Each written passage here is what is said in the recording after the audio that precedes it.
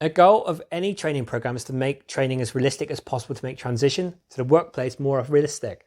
So in level 4 certificate in education training, our assessments are done in the classroom, meaning you are learning on the go. So let's look at England's penalty shootout record.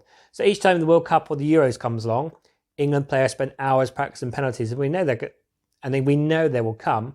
But why do we always lose? It doesn't matter how much you train and practice, you cannot accurately reflect the environment, the pressure, the fans, and it makes it so difficult to replicate that in any real environment.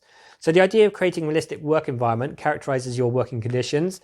It's the elements that make up the work environment, such as your working hours, company culture, pay benefits, positive and efficient colleagues, your workspace, and opportunities for career development.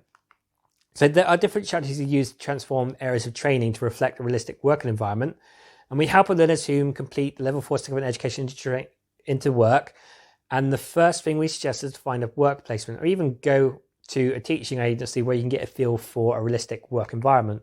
So if possible, go into the workplace, volunteer with a company and gain experience in the work environment and see if the job is for you.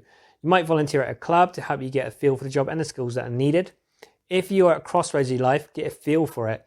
You might wish to volunteer and get a feel for teaching before you go all in and complete the level 4 certificate in education and training. Work shadowing is an informal way to learn about a particular job. So if you're lucky to work at a large company, they may actually have a learning and development department where you can go and shadow and find out what they do on a day-to-day basis, or even accompany them in the classroom to help them prepare a lesson plan. This gives you big insights to a future career and the skills you need to learn. Lastly, we look at simulation training. So think about pilots, Formula One drivers, medical staff. They use some form of simulation to reflect the work environment. Virtual reality has come a long way and it's now more affordable to smaller businesses to create a realistic training environment. Simulation is great for kinesthetic learners as it's hands-on, and it's a risk-free way of learning. So you can't die when you crash a helicopter in a simulator, nor can you kill someone by giving the wrong treatment on a first aid mannequin.